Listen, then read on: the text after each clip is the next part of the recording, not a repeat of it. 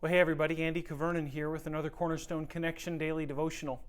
I'm in a little bit of a different location today. I'm actually over in 211 here at the church, and I've been tuning in for the better part of the last day and a half to the 2021 EFCA Theology Conference. It's been a really rich time, a time focused on the Psalms and really understanding how the Psalms are applicable for Christian living, for Christian worship, for prayer, for our understanding of who God is, even for preaching.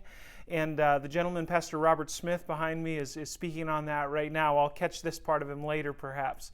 But I wanted to just take a moment to share with you something from the conference that was particularly helpful to me that I thought might be helpful to you.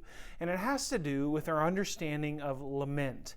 Now, for many of us, we encounter different situations in life. We encounter trials, we encounter pain that often we just don't know how to give voice to.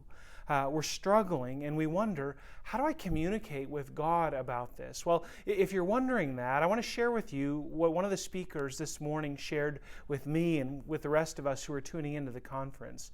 It's the structure of lament that's typical in the Psalms, particularly from Psalm 55, that informs us of how to give voice to our suffering, our pain before God.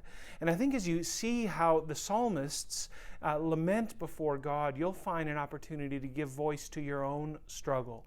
And so I want to bring us to Psalm 55 in this structure that's really built on four things. It's built on a turning to God. It's built on a complaint. We complain to God about what we're struggling with. It's built on an ask. We ask God to do something about what is causing us to suffer.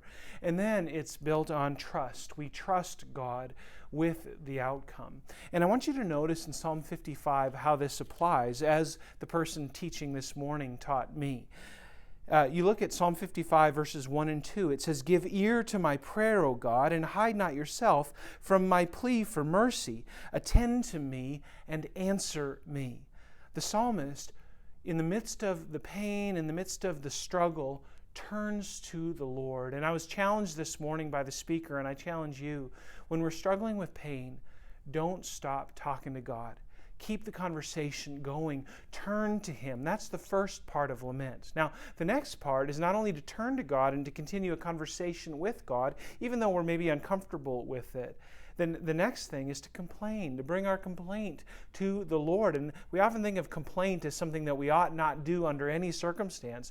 But actually, Scripture invites us to bring to God that which we're struggling with. And so listen to what the second part of verse 2 and following says. The psalmist David writes, "I'm restless in my complaint and I moan." He's struggling. I'm hurting with this, God. It's painful. He says, "Because of the noise of my enemy, because of the oppression of the wicked, for they drop trouble upon me, and in anger they bear a grudge against me." The psalmist David isn't afraid to say to God, "God, this is hard. I've got an enemy that is pervasive against me." In fact, I think it's verse 19. Actually, verse 21, he's talking about his enemy. He says his speech was smooth as butter, yet war was in his heart. I mean, talk about painful. This person is buttering him up all the time with his speech, and yet he's plotting against him. We think of different situations like David's experience with Ahithophel in 2 Samuel, I think it's chapter 15, or David's experience with his own son Absalom, who led a coup against him. David knew what it was to suffer in this way, and he brought it before the Lord in complaint. But he doesn't stop there. See, he understands that God is a God who's capable of doing something about that which is causing him suffering. And so he cries out to God. Look at what he says in verse 9. This is the ask part of the lament. He says, "O my strength." Oops, flip chapters there, sorry. He says, "Destroy, O Lord, divide their tongues, for I see violence and strife in the city." He says, and then in verse 15, he says, "Let death steal over them. Let them go down to Sheol," another place, another name for Hades, or even the place of the dead. "Let them go down to Sheol, for evil is in their dwelling place and in their heart." David understood that God could do something about his pain, and God could bring justice where there was a lack of justice. Keep in mind, David's the king of Israel, and so it's appropriate for him to say, "God, do something about these nations that are causing your name to be profaned and causing your people to suffer." And so he cries out to God. He asks God to do something. And then finally, not only does David turn to God to keep the conversation going, not only does David cry out with his complaint to God, God, this is how I'm suffering. Not only does he ask God to do something about his suffering, but finally, he expresses his trust in God. Listen to verses 22 and 23. David says, cast your burden on the Lord, and he will sustain you.